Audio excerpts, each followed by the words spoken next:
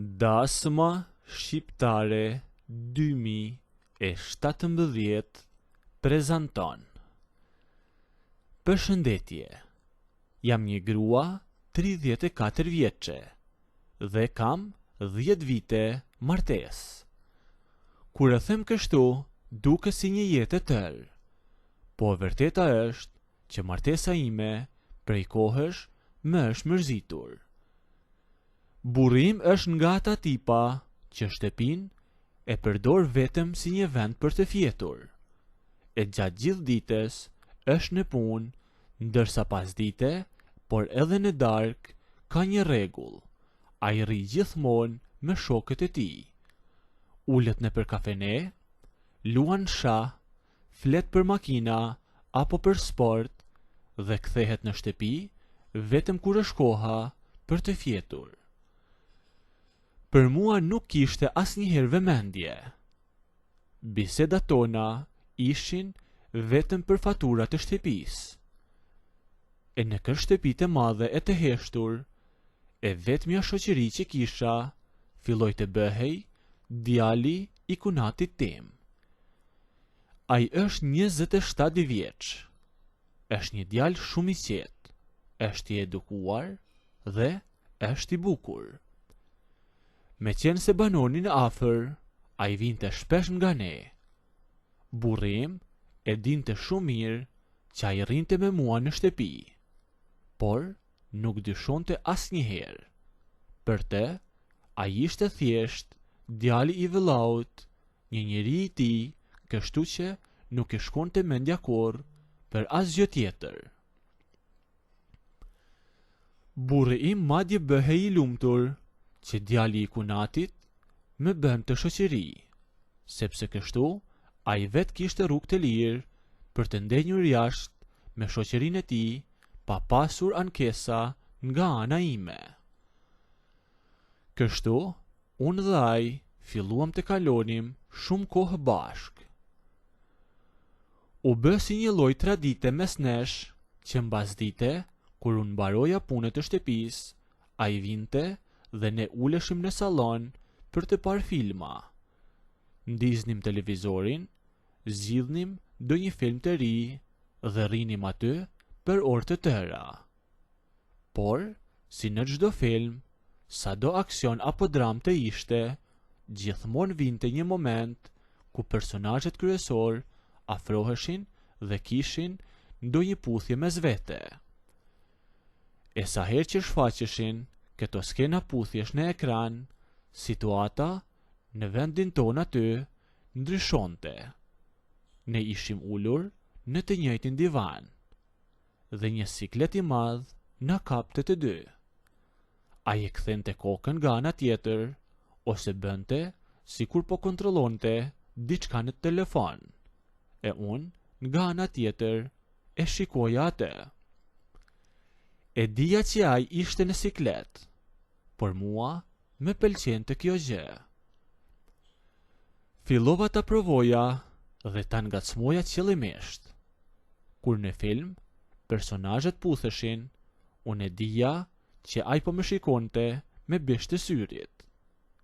Në atë moment, unë lëpija lehtë buzët e mia, duke bërë lëvizje shumë të ngadalta, thjesht për të parë reagimin e tij. Ai e vinte re, e shihja qartë që vihej në mendime, por nuk ishte asnjëherë guxim të më thoshte asnjë fjalë. Ishte tepër i ndrojtur. Kjo rutinë vazhdoi për disa muaj. Unë isha mësuar aq shumë me praninë e tij, sa që kisha filluar ta konsideroja si diçka timen. Por një pasdite, gjërat filluan të ndryshonin. Po shikonim një film si zakonisht. Telefonin e tij e kishte lënë mbi tavolinë fiks përballë meje. E papritur, ekrani i telefonit e tij u ndes. Një mesazh i kishte ardhur. Nga vendi ku isha ulur, syri me kapi me njëherë një emër vajze në ekran dhe një mesazh që dukej disi i afërt. Në atë moment, ndjeva një inat të papritur. një xhelozi e verbër që nuk e kisha ndjer as për burrin tim. Kush është kjo? E pyeta unë me një zë të ashpër. E ai u habit nga toni im. E mori telefonin dhe u mundua të më shpjegonte qetësisht. Nuk është askush me rëndësi, më tha ai. Është thjesht një kolege e punës, po më pyet për një orar. Kolege e punës, ja ktheva unë, duke ngritur zërin me shumë. Kolegët e punës nuk shkruaj në këtë orë dhe me ato fjalë. Ti a mendon se unë nuk kuptoj? E pyeta.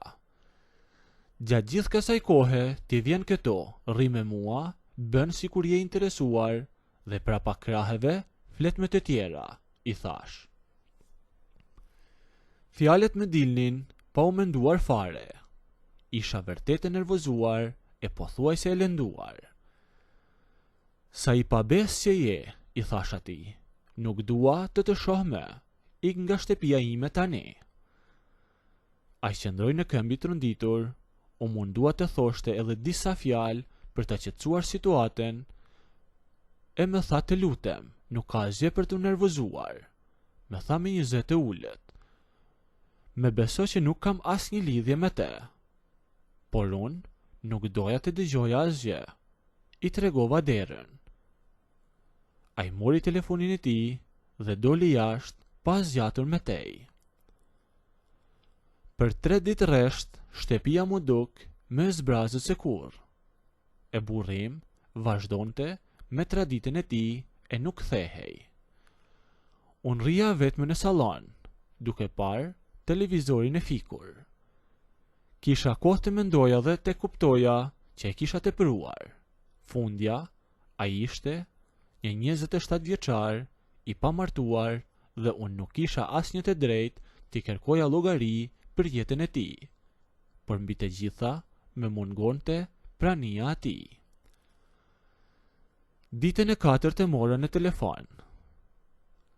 Dua të vish pak nga shtëpia, i thash atij. E ai pranoi menjëherë pa bërnaze. Kur erdhi, ulëm sërish në sallon, e unë fillova të flisja para. Të kërkoj falje për atë ditë, i thash. E di që e të prova. Ti nuk je burri im që unë të bëhem xheloze për ty, dhe të kërkoj llogari se më ke flet. Por sinqerisht, unë ndjeva shumë keq kur pash atë mesazh. Unë ndjeva sikur po humbisja të vetmi njeri që më mban gjallë në këtë shtëpi, i thash atij. Ai më pa dhe më buzëqeshi, e kuptoj, më tha, nuk ke pse kërkon falje. E ne filluam përsëri të rrinim bashk, gjërat sikur u kthyen në normalitet. Por ai donte të më vërtetonte që nuk më kishte gënjyer.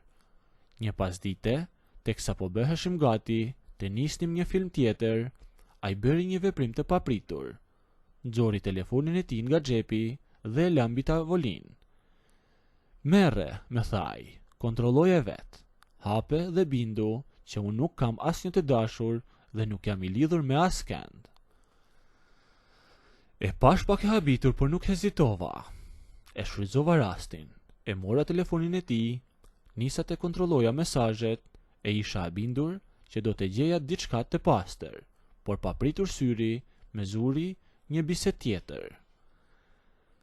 Ishte një tjetër vajzë, një shoqe e tij, me të cilën kishte shkëmbyer mjaft mesazhe atë ditë. Bisedat ishin të gjata, plot batuta dhe të qeshura. Nervi me hipi sërish në kokë. E lash telefonin duke e përplasur pak mbi tavolinë. Kjo qenë ka ajo besnikëria jote, e pyeta unë. Me the që nuk kisha asnjë. Po kjo shoqja tjetër, me të cilën flet gjithë ditën, kush është?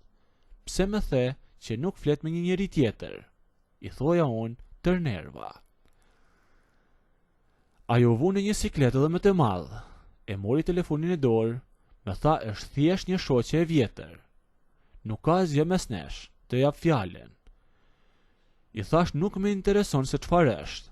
Nëse ti vjen këtu dhe kalon kohë me mua, nuk dua të di që ti gjithë vëmendjen e ke tek telefonatat me shoqet e tua.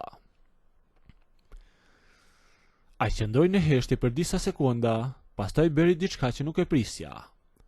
E hapi përsëri telefonin, hyri tek biseda me atë vajzen dhe direkt para syve të mi e bëri blok, e fshiu fare numrin e saj.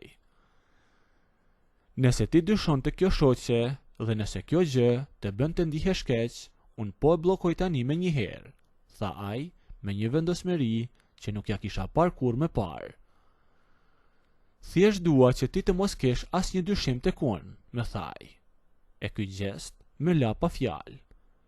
U gëzova pa fond, e në sytë e mi, ai sapo kishte hequr dorë nga një njeri jetës e tij të jashtme, vetëm me vetëm që unë të ndihesha aqet dhe e vlerësuar.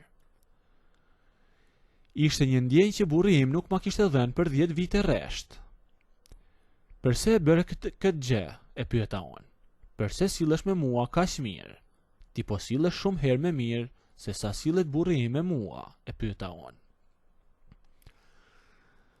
Nuk e di, më thaj.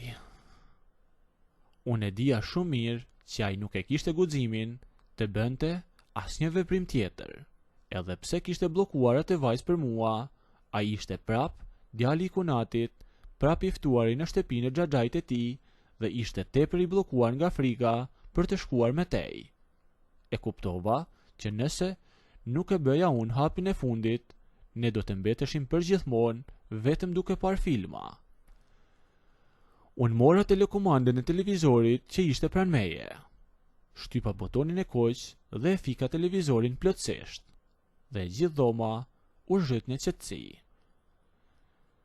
Ai ktheu kokën nga unë pak i trembur nga lëvizja ime, e nuk thash asnjë fjalë. U lëshova plotësisht mbi te, e ai që ishte i mbështetur pas divanit, e unë e putha drejtën e buzë. Trupi i tij mbeti i palëvizur. Lëvizte vetëm buzët e tija, sikur donte të më puthte, por unë nuk ndalesha duke u puthur. Nëse doni të ndëgjoni historinë deri në fund, bëjeni videon like, a nëse nuk doni abonohuni ose bëjeni subscribe.